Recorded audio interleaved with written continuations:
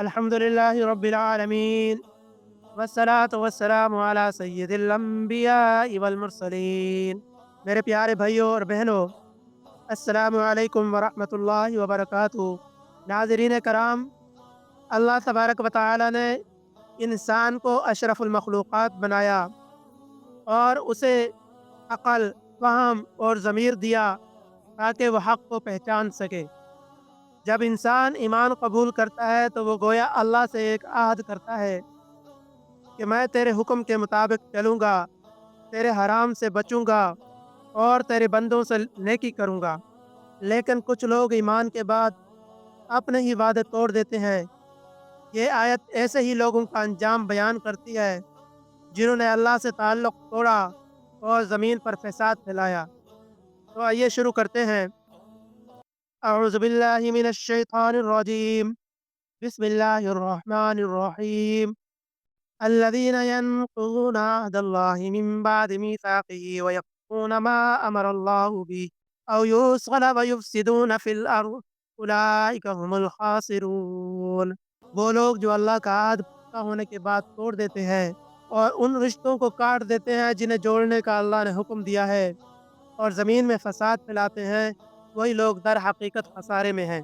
तफ़सीर: इस आयत में अल्लाह तबारक व तआला ने उन लोगों की सिफ़ात बयान की हैं जो कुरान से गुमराह हो जाते हैं। पहली सिफ़त, यनक़ुज़ूना अहदल्लाह, यानी अल्लाह से किए हुए वादे को तोड़ना। ये वादा क्या है? ये वो आहद है जो अल्लाह ने हर इंसान से उसकी पैदाइश से पहले लिया था। अलस्तु बिरब्बिकुम क़ालू बला, क्या मैं तुम्हारा रब नहीं? Battery low. सबने कहा क्यों नहीं, तू ही हमारा रब है। फिर ईमान लाने के बाद जब हम नमाज, सदका, इंसाफ और नेकी का वादा करते हैं तो वो भी इसी आहद का हिस्सा है।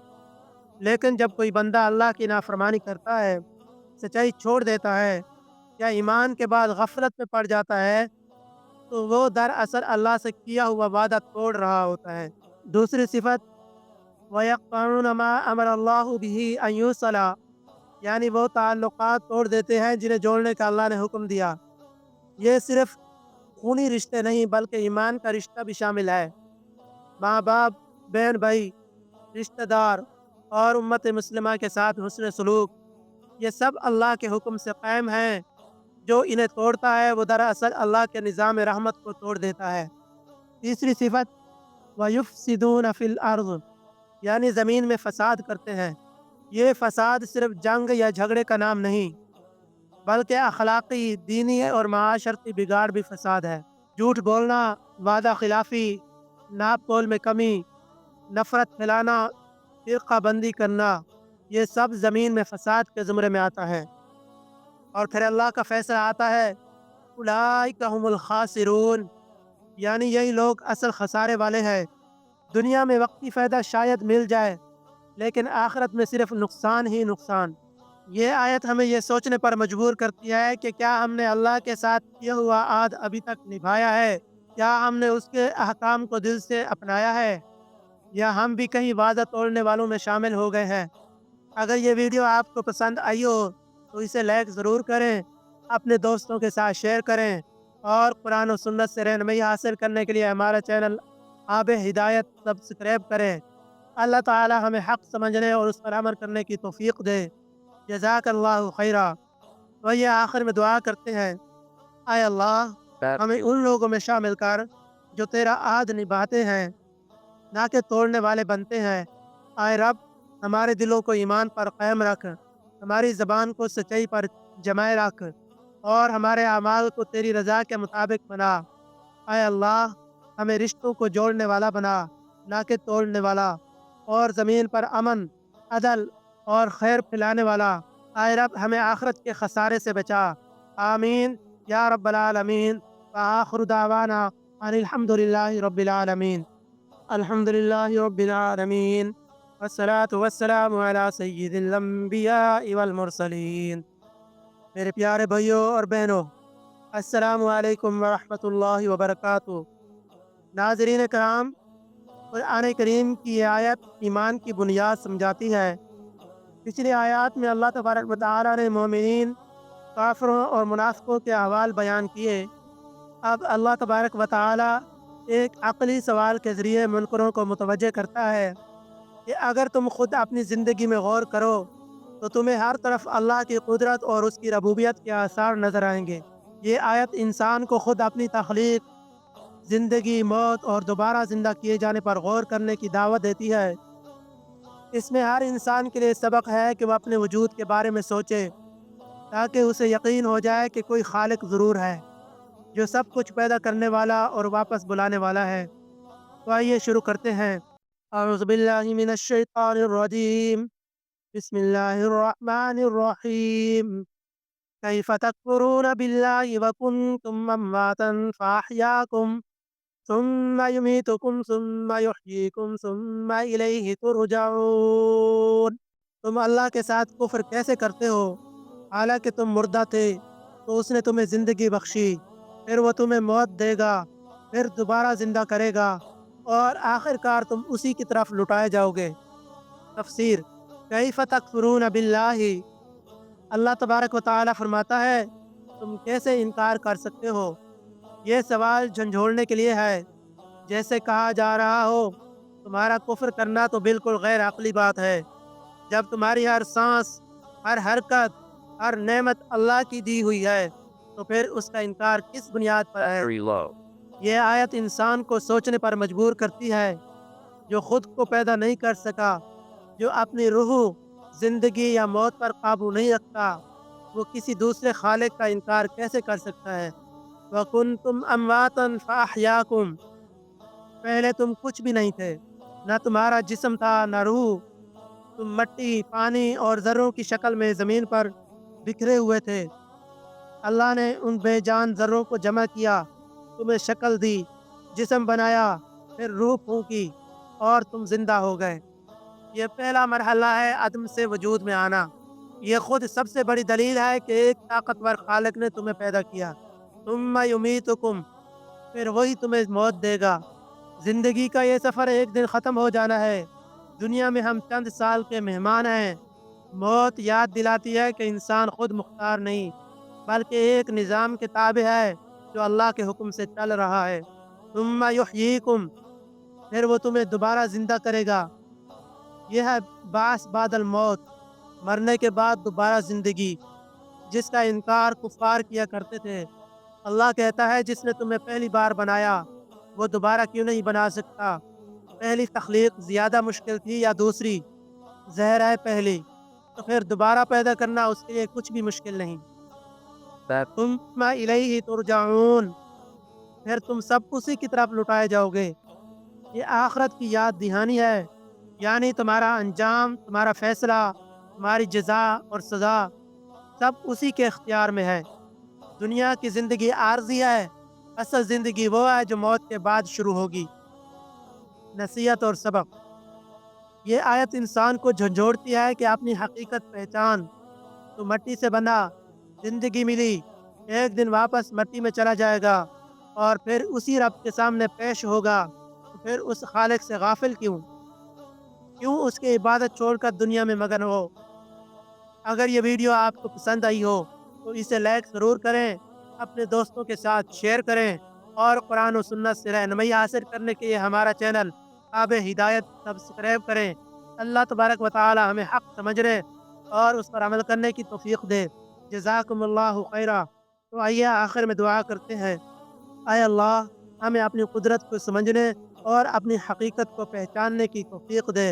اے رب، ہمیں موت سے پہلے توبہ کی توفیق دے، ایمان پر زندگی دے اور ایمان پر ہی موت عطا فرما۔ اے اللہ، قیامت کے دن ہمیں اپنی رحمت کے سائے میں جگہ دے اور اپنے محبوب صلی اللہ علیہ وسلم کے حوض کوثر سے پانی نصیب فرما۔ آمین یا رب العالمین۔ وآخر دعوانا ان الحمد للہ رب العالمین۔ الحمد للہ رب العالمین، والصلاة والسلام علی سید الانبیاء والمرسلین۔ میرے پیارے بھائیوں اور بہنوں، السلام علیکم ورحمۃ اللہ وبرکاتہ۔ ناظرین کرام، پچھلی آیت میں اللہ تبارک و تعالی نے انسان کی تخلیق، زندگی، موت اور دوبارہ زندگی کی بات کر کے اپنی قدرت کو ظاہر کیا۔ اب اس آیت میں اللہ تبارک و تعالی کائنات کی تخلیق کا ذکر فرماتے ہیں تاکہ انسان سمجھے یہ سارا نظام خود بخود نہیں چل رہا، بلکہ ایک قادر اور حکیم خالق نے اسے بنایا اور سنبھالا ہوا ہے۔ یہ آیت انسان کو یہ سوچنے پر آمادہ کرتی ہے کہ جس رب نے زمین، آسمان اور کائنات کی ہر چیز پیدا کی، وہی عبادت کا لائق ہے، نہ کہ کوئی مخلوق یا دنیاوی طاقت۔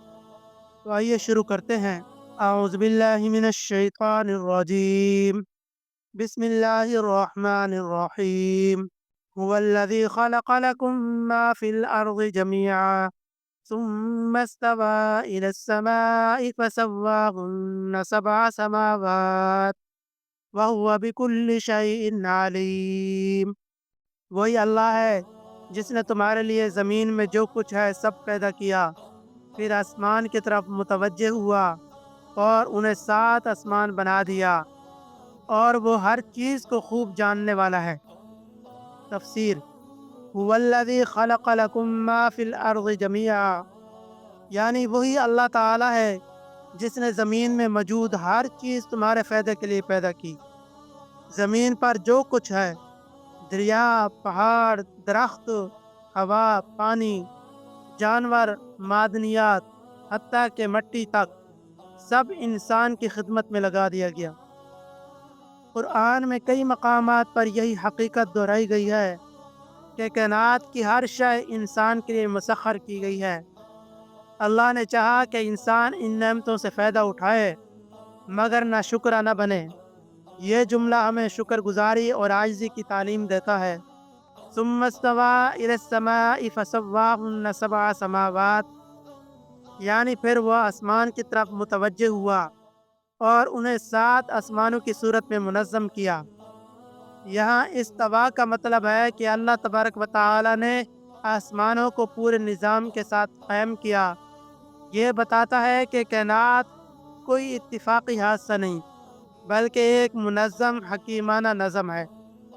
ہر آسمان کا اپنا درجہ، اپنا نظام، اپنا مقصد ہے، جیسا کہ قرآن میں بار بار ذکر آتا ہے۔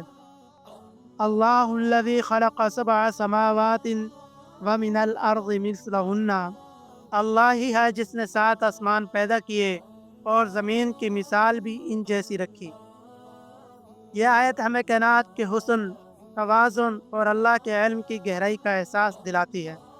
وَهُوَ بِكُلِّ شَيْءٍ عَلِيمٌ، یعنی اللہ ہر چیز کو جاننے والا ہے، نہ کوئی ذرے کی حرکت اس سے پوشیدہ ہے، نہ کسی دل کا ارادہ۔ یہ جملہ اس آیت کا خلاصہ ہے کہ جس نے زمین و آسمان بنایا، جو سب جانتا ہے، وہی بندگی کے لائق ہے۔ نصیحت اور سبق: یہ آیت ہمیں 3 بڑے سبق دیتی ہے۔ نمبر 1، اللہ کی نعمتوں کو پہچانو۔ زمین کی ہر چیز انسان کے لیے بنائی گئی ہے، اس لیے نہ شکرا نہ بنو۔ نمبر 2، کائنات کے نظام پر غور کرو۔ آسمانوں کا توازن اور زمین کا نظم اللہ کی قدرت کی دلیل ہے۔ نمبر 3، اللہ کا علم بے حد وسیع ہے، انسان کے ظاہر اور باطن، ماضی اور مستقبل، سب اس کے علم میں ہے، لہذا گناہ سے بچو اور نیکی میں اخلاص لاؤ۔ اگر یہ ویڈیو آپ کو پسند آئی ہو تو اسے لائک ضرور کریں، اپنے دوستوں کے ساتھ شیئر کریں، اور قرآن و سنت سے رہنمائی حاصل کرنے کے لیے ہمارا چینل آب ہدایت سبسکرائب کریں، اور اللہ تعالی ہمیں حق سمجھنے اور اس پر عمل کرنے کی توفیق دے۔ جزاکم اللہ خیرا۔ آئیے آخر میں دعا کرتے ہیں۔ اے اللہ، تو ہی خالق و زمین و آسمان ہے، ہمیں تیری نعمتوں کا شکر ادا کرنے کی توفیق عطا فرما۔ اے رب، ہمیں ان لوگوں میں شامل فرما جو تیری نشانیوں سے سبق لیتے ہیں اور جن کے دل تیرے ذکر سے زندہ رہتے ہیں۔